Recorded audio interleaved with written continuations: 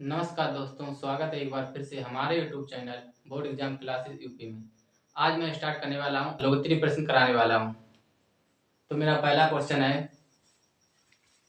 संख्या 716 को किस संख्या से विभाजित किया जाए कि भागफल 21 तथा शेषफल 23 प्राप्त हो। इसको सबसे पहले क्या करेंगे, इसको हमें लगाना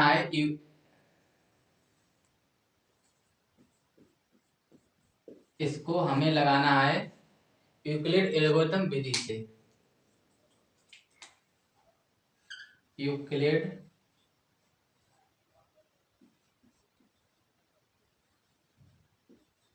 एल्गोरिथम विधि से।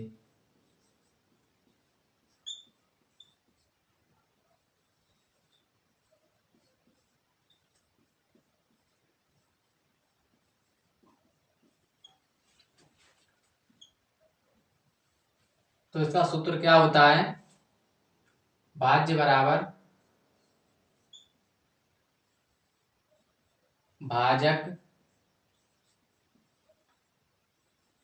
गुणे भागफल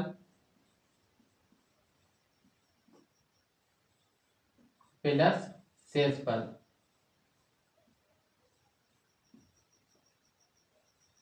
इस सूत्र को शॉर्टकट तरीके से मैं इस रूप में लिखेंगे, ए बराबर बी क्यू प्लस आर। जो ए हमारा है वो हमारा है भाज्य, और जो भाजक है वो हमारा बी है, क्यू जो है वो है भागफल, और शेषफल जो है वो है हमारी आर। जो ये भाग होता है, इसमें जो सबसे आगे दिया जाता है उसको हम भाजक कहते हैं, और जो बीच में दिया जाता है उसको हम भाज्य कहते हैं, और जो लास्ट में दिया जाता है उसको हम भागफल कहते हैं, और जो नीचे दिया जाता है उसे हम शेषफल कहते हैं। तो इस सूत्र में हम इसका मान रखेंगे। तो 716 हमारा क्या है, संख्या 716। तो हमारी जो संख्या है वो हमारा भाज्य होता है। तो हमारा भाज्य क्या है, 716 बराबर भाजक। भाजक क्या है, 716 को किस संख्या से विभाजित किया जाए कि भागफल, जो हमारा भागफल दिया गया है वो हमारा 21 है। भाजक हमसे पूछा गया, भाजक हम x रूप में मान लेते हैं, इंटू भागफल हमारा है 21 प्लस शेषफल। शेषफल इसमें दिया गया है 23, ये हमारा शेषफल दिया गया 23। अब इसको करते हैं हल। 716 बराबर x का 21 में जब हम गुणा करेंगे तो 21 x आ जाएगा प्लस 23। अब जो x है ये यहीं पर रहेगी, और जो 23 है इधर लाएंगे, तो 21x बराबर 716 माइनस 23। अब 21x बराबर, इसको हम घटा लेंगे, 716 में से 23 को घटाना होगा, तो 6 में से 3 गया, 3 बचा, और यहाँ पर बचा कितना 10, यहाँ पर ढाई लिया, यहाँ पर हो गया यहाँ पर 11।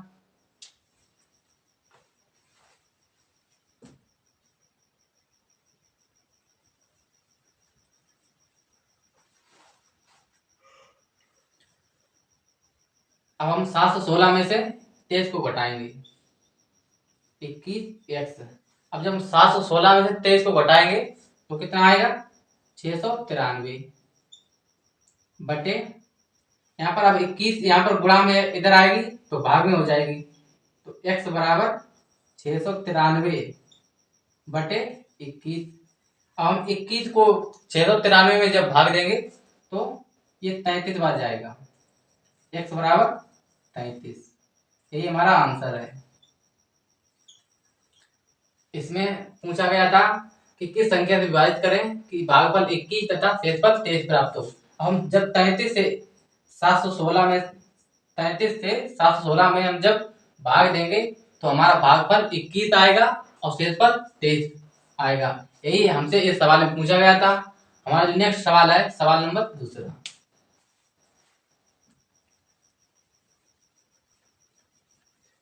जो हमारा नेक्स्ट सवाल है, सवाल नंबर दूसरा, इसमें क्या पूछ रहा है, यदि संख्याओं 480 और 685 के मात्रा को 480 x माइनस 475 के रूप में व्यक्त किया जाए तो x का मान ज्ञात कीजिए। हमें जो ये x दिख रहा है इसका मान निकालना है। तो हमें जो मासा दिया गया है इसको लिख लेते हैं। हमारा मासा कितना है? मासा 480 x माइनस 475 और हमारे पास संख्याएं कितनी है? 480 और 685 संख्याएं जो है हमारी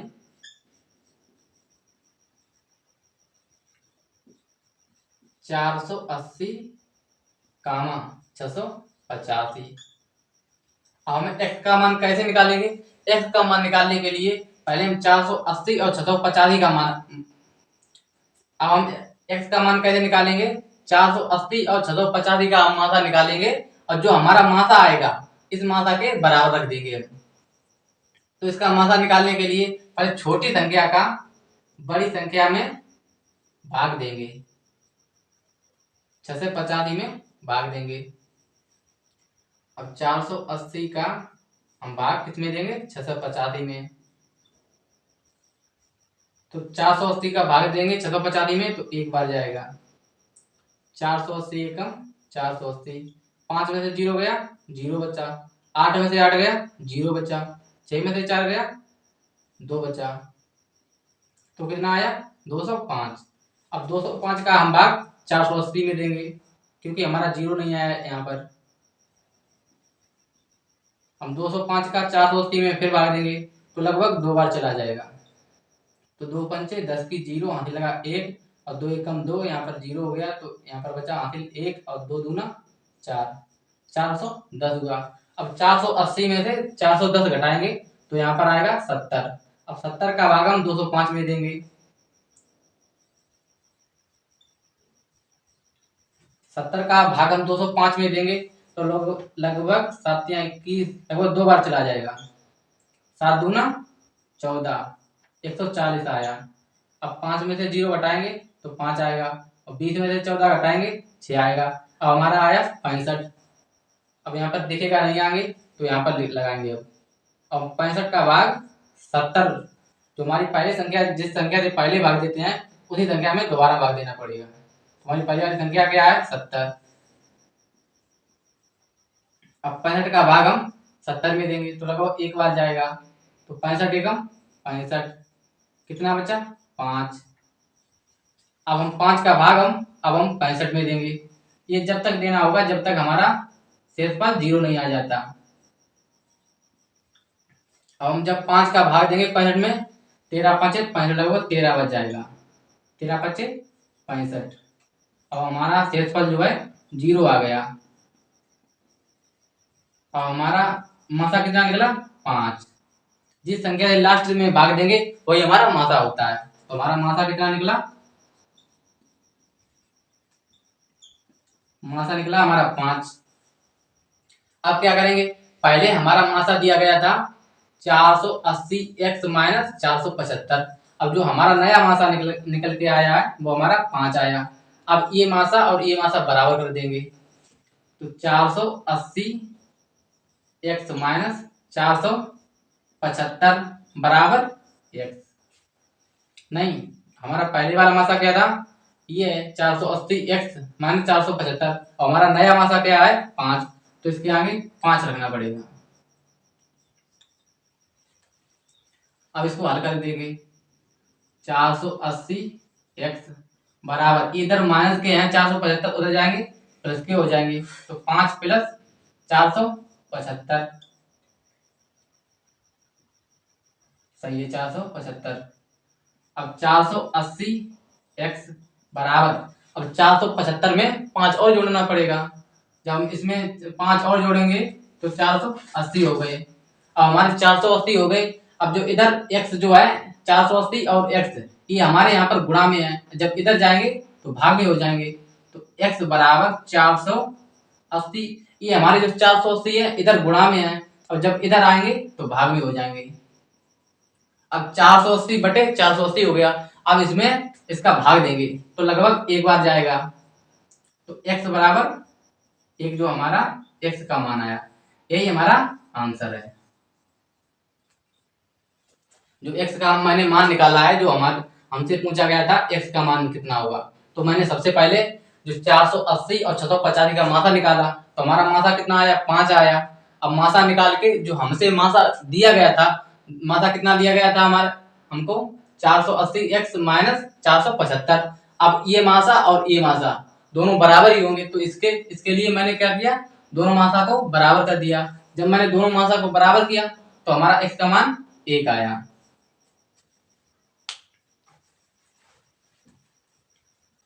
जो हमारा नेक्स्ट सवाल है, सवाल नंबर तीसरा, इसमें क्या पूछ रहा है, इसमें पूछ रहा है वह बड़ी से बड़ी संख्या ज्ञात कीजिए जिससे 70 और 125 को भाग देने पर क्रमशः 5, 8 शेषफल प्राप्त हो। यहाँ पर सॉरी, शेषफल मैंने नहीं लिखा, 5, 8 शेषफल प्राप्त हो।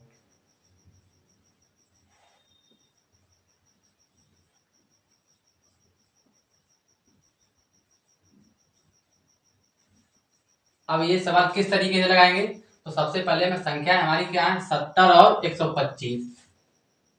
तो ये क्रमशः संख्या दी गई है और शेषफल जो हमारे दिए गए हैं वो भी क्रमशः दिए गए हैं। तो हमारी संख्याएं क्या है, संख्याएं 70, 125। अब जो हमारी संख्याएं हैं, संख्याओं में से जो शेषफल दिया गया है क्रमशः उसी को घटा देंगे। तो हमारी संख्याएं क्या है, 70 और 125 माइनस, अब इसका शेषफल क्या हो गया, 70 का 5 हो गया क्योंकि ये पहले है और यहाँ पर शेषफल भी पहले दिया गया है। अब 125 बाद में है तो यहाँ पर हमारा शेषफल इसका बाद में दिया गया है। अब इसको घटाएंगे, 70 में से 5 घटाएंगे 65 बचा, और 125 में से 8 घटाएंगे 117 बचा। ये हमारी नई संख्या निकल के आ गई। अब क्या करेंगे, अब हमें संख्या निकालनी है बड़ी से बड़ी। तो बड़ी से बड़ी का मतलब क्या होता है, हमें मासा निकालना पड़ता है। इन संख्याओं का आप मासा निकालेंगे तो छोटी संख्या जो हमारी है 65 बड़ी संख्या में भाग देंगे। अब 65 का भाग हम 117 में देंगे, 65 का भाग 117 में देंगे। अब 65 का भाग हम जब 117 में देंगे तो लगभग एक बार जाएगा, 65 एकम 65। अब 7 में से 5 गया 2 बचा, 11 में से 6 गया 5 बचा, 52 हुआ। अब जो मैंने पहली संख्या जिस संख्या से भाग दिया होगा वही हमें संख्या फिर लिखनी है, क्योंकि जब तक हम ऐसा करेंगे, जब तक भाग देंगे, जब तक हमारा शेषफल जो है हमारा शून्य नहीं आएगा। अब शून्य लाने के लिए और आगे बढ़ाना होगा हमें, तो 52 का भाग हम 65 में देंगे, 52 एकम 52। 5 में से 2 गया 3 बचा, 6 में से 5 गया 1 बचा, 13 आया। अब फिर हम 52 में भाग देंगे 13 का। अब हम 13 का जब भाग देंगे 52 में, 13 चक्कू 52, 4 बार गया। अब हमारा शेषफल जो है शून्य आ गया। अब हमें यहीं पर क्लोज कर देना है। अब इसको हम यूक्लिड एल्गोरिथम विधि में लिख लेंगे। अगर इच्छा हो लिख लो और नहीं इच्छा हो नहीं लो, क्योंकि इसमें नहीं पूछा गया है कि यूक्लिड एल्गोरिथम विधि में लिखना है या नहीं लिखना है। मैं इसलिए बता रहा हूँ कि ये पहले अभ्यास जो हमारा है उसमें यूक्लिड एल्गोरिथम विधि का प्रयोग हुआ है हर एक सवाल में। तो आपकी इच्छा हो तो लिख लो या रहने दीजिए। तो मैं बड़ी संख्या कैसे निकालेंगे, जो हमारा आंसर आया है मासा 13, 65 कामा 117 का मासा कितना निकल के आया 13। ये हमारा आंसर हो गया। अब बड़ी से बड़ी संख्या हमारी क्या होगी 13 हो गई। अगर हम 13 का भाग 70 में देंगे तो हमारा शेषफल जो है 5 आएगा। अगर हम 13 का भाग 125 में देंगे तो हमारा शेषफल 8 आएगा। ये हमसे पूछा गया था कि बड़ी से बड़ी संख्या क्या होगी, तो हमारी बड़ी से बड़ी संख्या 13 हो गई। जो हमारा नेक्स्ट सवाल है सवाल नंबर 4, इसमें पूछ रहा है कि संख्याओं 130 और 280 का मासा यूक्लिड एल्गोरिथम द्वारा ज्ञात कीजिए। अब हमें यूक्लिड एल्गोरिथम विधि द्वारा इसका मासा निकालना है। जैसे हम पहले निकालते थे वैसे इसको भी निकालना है भाग देके, लेकिन हमें यूक्लिड एल्गोरिथम विधि द्वारा हमें इसको लिख देना है बाद में। तो सबसे छोटी हमारी संख्या क्या है 130। इससे बड़ी संख्या क्या है हमारी 280। अब 130 का हम भाग 280 में देंगे। 130 का भाग हम 280 में देंगे। जब हम 130 का 280 में भाग देंगे तो लगभग 2 बार चला जाएगा। 13 दूना 26, कितना आया 260। अब 0 में से 0 गया, 0 बचा। 8 में से 6 गया, 2 बचा। 2 में से 2 गया, 0 बचा। हमारा आया 20। अब जिस संख्या से मैंने पहले भाग दिया था उसी संख्या में अब दोबारा फिर भाग देना है। हमें जब तक भाग देना है जब तक हमारा शेषफल जो है शून्य नहीं आ जाता। अभी हमारा शेषफल शून्य नहीं आया, तो अब हम 20 का भाग 130 में फिर देंगे। तो लगभग 20 का जब हम भाग 130 में देंगे तो लगभग 6 बार जाएगा। 3 दून वो 6 दूनी 12, 120 हुआ। अब 130 में से 120 को घटा देंगे तो हमारा यहाँ पर कितना बचा 10। अब हमारा शेषफल शून्य फिर भी नहीं आया, तो फिर हम इसको आगे बढ़ाएंगे। अब 10 का भाग हम 120 वो 20 में देंगे। 10 का भाग हम 20 में देंगे। 10 का जब हम भाग 20 में देंगे तो लगभग 2 बार जाएगा। 10 दूना 20। अब इसको घटाएंगे 0 0। अब हमारा शेषफल शून्य आ गया। तो मैंने प्रथम चरण में क्या किया था, मैंने हमारा प्रथम चरण यहाँ तक होता है। जो मैंने पहले में किया था वही हमारा प्रथम चरण होता है। और हमारा दूसरा चरण क्या है, दूसरा चरण मेरा इतना हुआ। ये हमारा जो बचा है ये हमारा तीसरा चरण है। अब हमको जिस हिसाब से मैंने चरण बनाया उसी हिसाब से लिख देना है। तो मैंने फर्स्ट चरण में क्या किया, फर्स्ट चरण में हमें यूक्लिड एल्गोरिथम विधि में लिखना है। तो हमारी यूक्लिड एल्गोरिथम विधि क्या है, जो हमारी विधि है भाज्य बराबर भाजक गुणे भागफल प्लस शेषफल। ये हमारी यूक्लिड एल्गोरिथम विधि है। इसको हम चाहे सूत्र भी मानो चाहे विधि मानो एक ही बात है। इस रूप में हमें इसको लिखना है। इस रूप को मैं इस शॉर्टकट तरीके में भी लिख सकता हूँ। ए बराबर बी क्यू प्लस आर। ए हमारा है भाज्य है, बी हमारा है भाजक है, क्यू हमारा है भागफल, आर हमारा शेषफल। अब इसको हम इस रूप में लिखेंगे। तो हमारा ए कितना है 280 प्रथम चरण में। तो 280 हमारा क्या होगा भाज्य, यानी कि ए जो हमारा मैंने सबसे पहले लिखना पड़ेगा हमें। बराबर, यहाँ पर बराबर का चिन्ह लगा तो बराबर का चिन्ह लगा लेंगे। अब हमारा जो हमारा क्या है भाजक, भाजक हमारा पहले चरण में क्या है 130। 130 इंटू हमारा भागफल कितना है पहले चरण में 2, तो इंटू 2 प्लस शेषफल कितना दिया गया है हमारा प्रथम चरण में 20। इसको इस प्रकार लिखना है। तो मैंने प्रथम चरण में मैंने क्या किया था, इतना सब कुछ किया था मैंने लिख दिया। अब मैंने दूसरे चरण में क्या किया, इसी रूप में लिखना है ए बराबर बी क्यू प्लस आर। अब मेरा भाज्य क्या है 130 बराबर भाजक कितना है 20 गुणे भागफल कितना है 6 प्लस जो हमारा शेषफल है वो है हमारा 10। ये मैंने दूसरे चरण में किया था। हमने तीसरे चरण में क्या किया,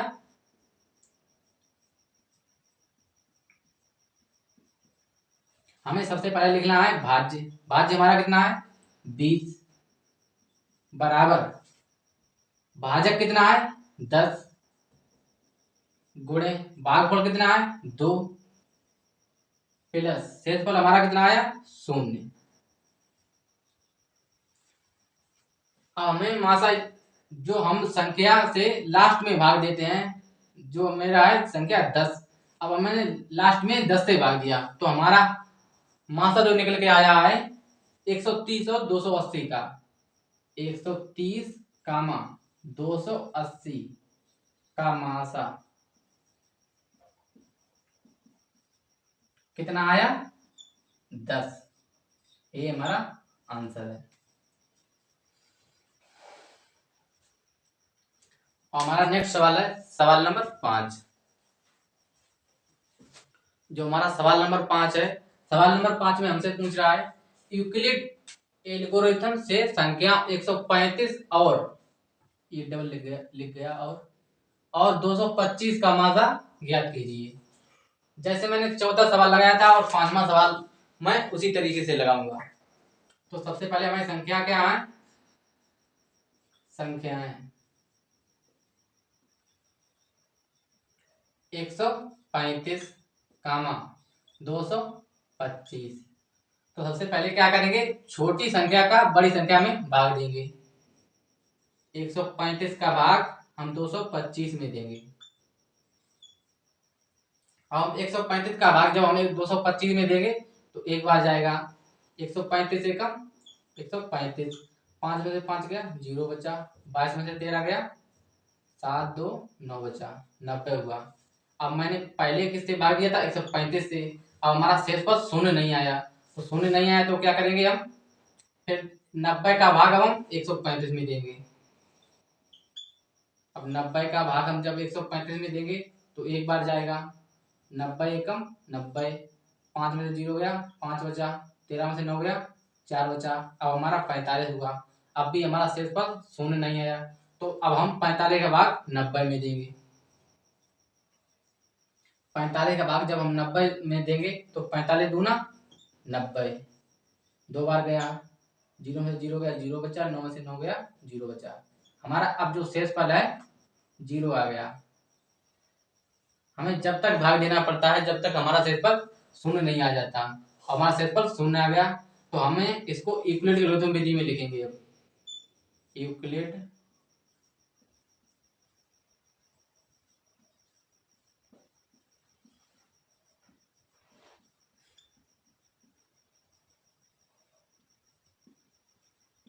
तो सबसे पहले हमें क्या लिखना होता है, भाज्य लिखना पड़ता है।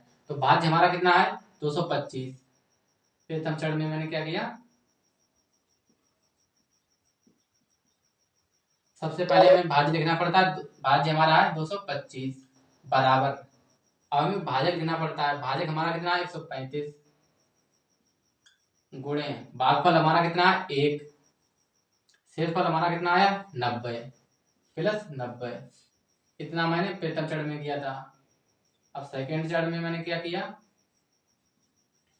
इसमें भाज्य क्या है 135 बराबर भाजक कितना है 90 गुणे भागफल कितना है 1 प्लस शेषफल कितना है 45। मैंने थर्ड चरण में क्या किया, हमारा भाज्य कितना है 90, भाजक कितना है 45 गुणे भागफल कितना है 2। अब हमारा शेषफल कितना आया 0। अब हमारा समाप्त हो गया क्योंकि हमारा शेषफल जो है हमारा 0 आ गया। अब इसका मासा कितना निकला, जिस संख्या से मैं लास्ट में भाग देता हूँ वही हमारा मासा होता है।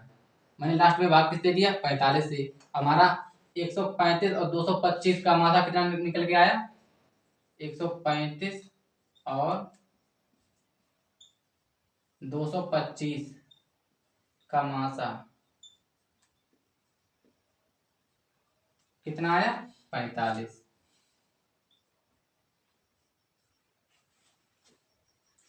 हमारा नेक्स्ट सवाल है सवाल नंबर 6। जो हमारा सवाल नंबर है 6, इसमें क्या दे रहा है, अभाज्य गुणनखंड विधि द्वारा संख्याओं 6 72 120 का मासा ज्ञात कीजिए, वो भी गुणनखंड विधि द्वारा। तो मैं संख्याएं क्या है, हमारी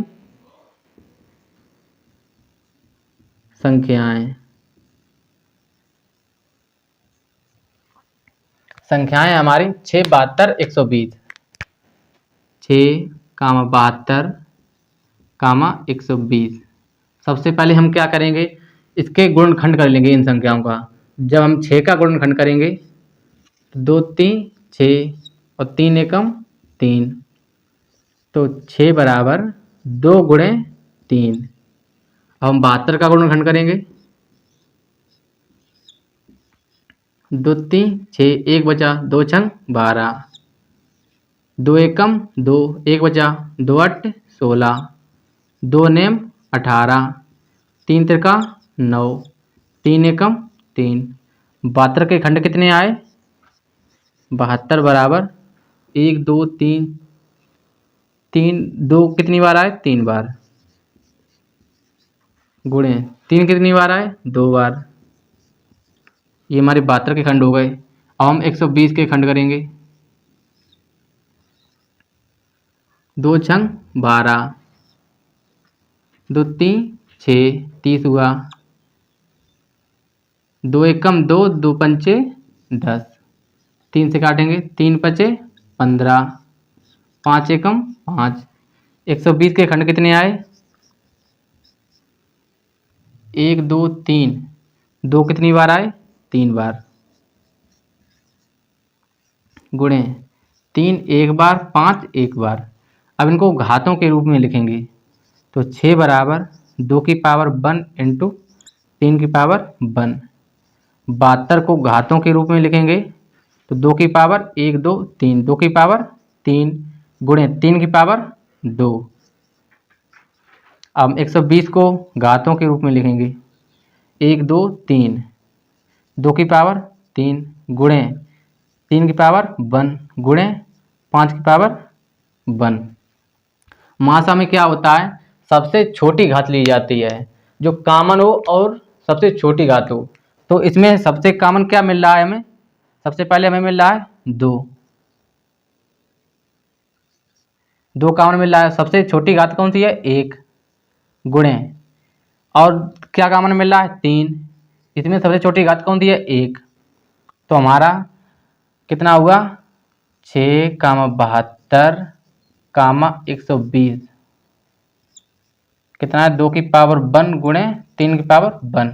अब इनका गुणा कर लेंगे तो गुणा कितना आया? 2 गुणे 3, 3 दूना 6। यही हमारा मासा आया। मासा कितना आया? 6। यही हमारा आंसर है। अगला सवाल नंबर है सवाल नंबर 7। जो हमारा नेक्स्ट सवाल है सवाल नंबर 7। इसमें क्या कह रहा है? गुणनखंड विधि द्वारा संख्याओं 96 और 404 का मासा निकालना है और लासा भी निकालना है, वो भी गुणनखंड विधि से। तो सबसे पहले 96 और 404 का गुणनखंड करेंगे। संख्याएं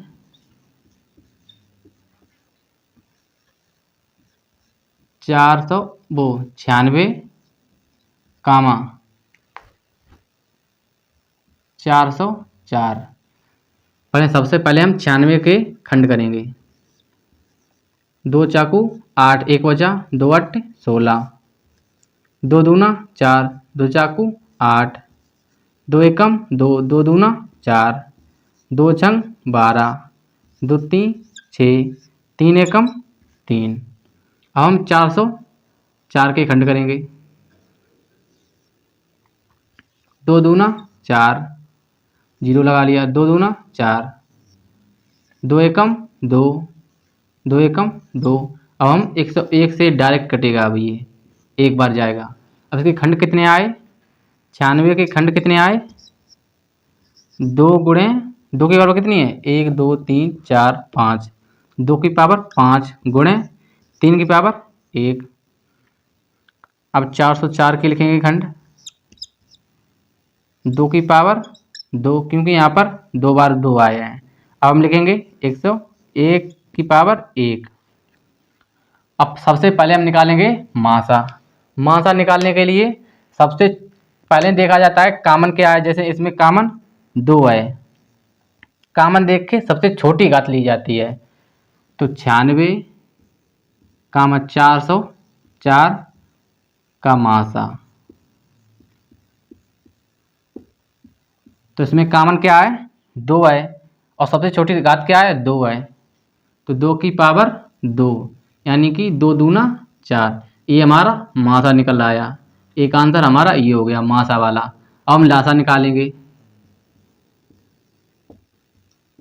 लासा में कॉमन देखा जाता है और सबसे बड़ी घात देखी जाती है। तो इसमें कॉमन क्या है? 2 है, और 2 में सबसे बड़ी घात क्या है 5, तो यानी कि 2 की पावर 5 गुणे, अब क्या है इसके बाद जो अब बचा रहता है उसको उसके बाद लिख देते हैं, जो कॉमन नहीं होता है। तो कितना बचा 3 की पावर 1 बची, गुणे और कितना बचा 101, इतना बचा। अब इनका कर लेते हैं गुणा, जब 2 का 5 बार गुणा करेंगे तो 32 आएगा, कितना आएगा 32, गुणे 3 का 1 बार गुणा करेंगे 3 ही आएगा, गुणे 101। अब 3 का गुणा 101 में पहले करेंगे, 32 गुणे 3 एकम 3, 0 3 एकम 3, अब 303 का 32 में गुणा करेंगे तो 96, 96, यही हमारा आंसर है। ये निकला आया लासा और ये निकला मासा। इसमें दोनों चीज़ें पूछेंगी थी, इस सवाल में लासा भी पूछा गया था, मासा भी पूछा गया था। और हमारा नेक्स्ट सवाल है सवाल नंबर 8। हमारा नेक्स्ट सवाल है सवाल नंबर 8। इसमें क्या पूछ रहा है, संख्याएं 38 25 के गुणनखंडों का गुणनखंड वृक्ष बनाकर अभाज्य गुणनखंड लिखिए। अब 38 25 के हम गुणनखंड वृक्ष बनाकर फिर अभाज्य गुणनखंड भी लिखना है। तो सबसे पहले हम क्या करेंगे,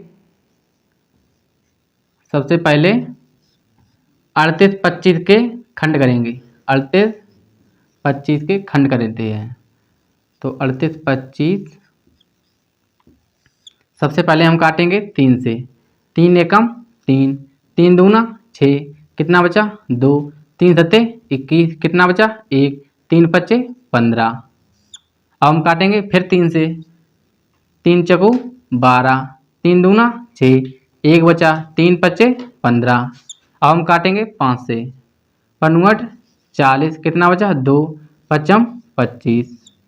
फिर 5 से काटेंगे, 5 एकम 5, कितना बचा 3, 5 सतो 35। अब हम 17 से डायरेक्ट काट देंगे इसको, ये हमारे खंड आए। तो अब हमें इस खंड करके गुणनखंड वृक्ष बनाना है।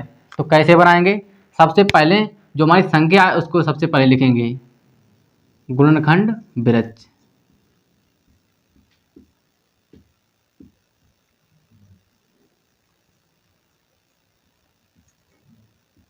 गुणनखंड वृक्ष, तो सबसे पहले हमारी संख्या क्या है 38 25, क्या संख्या है हमारी 38 25।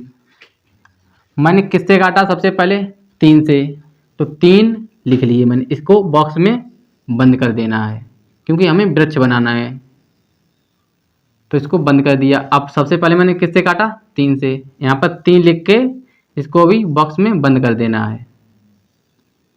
जब मैंने 3 से काटा तो हमारा क्या आया 1275, तो यहाँ से कितना आया 1275, इसको भी बॉक्स में बंद कर देना है।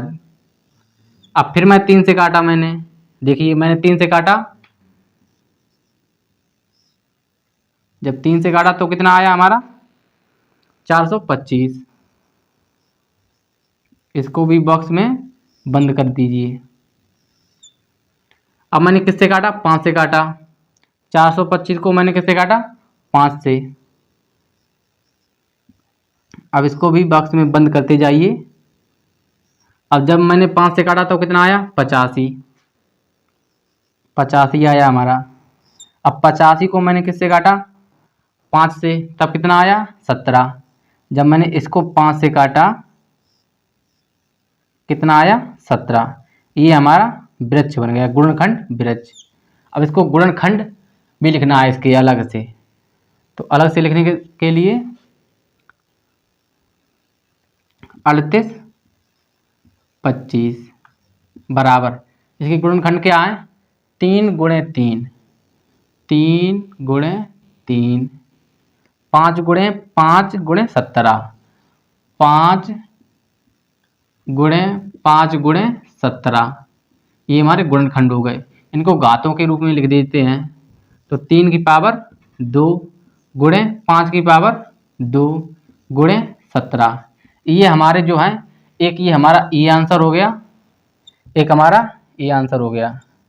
ये हमारा गुणनखंड वृक्ष हो गया, ये गुणनखंड के रूप हो गए।